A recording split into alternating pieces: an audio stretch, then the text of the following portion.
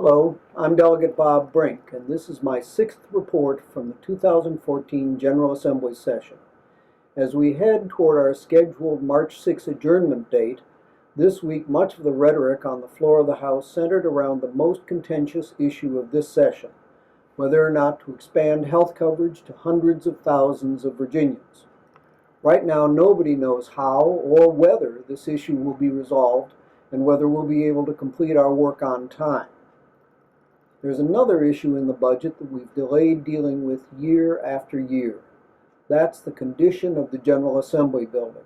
The GAB is the office building in Capitol Square that houses the offices of the delegates and senators while we're in session, as well as several hundred support staff year-round.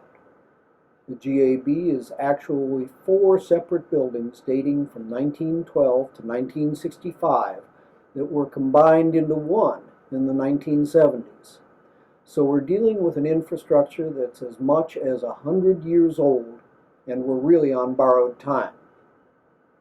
One of the biggest problems with the GAB is in its newest wing.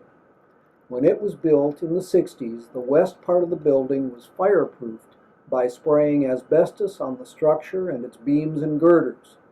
But this material has degraded over the past 50 years, and there's a constant danger that asbestos will be introduced into the heating and cooling system.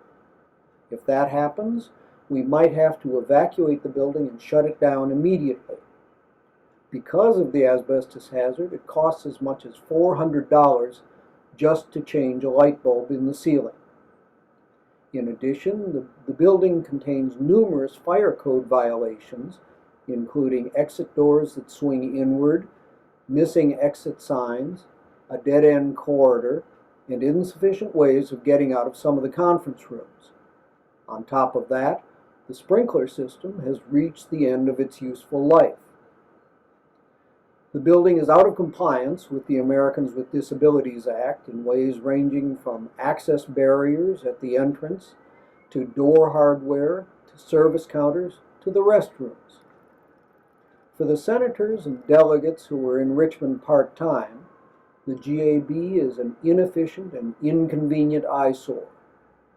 Far more seriously, we're requiring the building's full-time employees to work in conditions that can only be described as life-threatening, and we're denying disabled employees and visitors the opportunity to participate fully in the work of their government.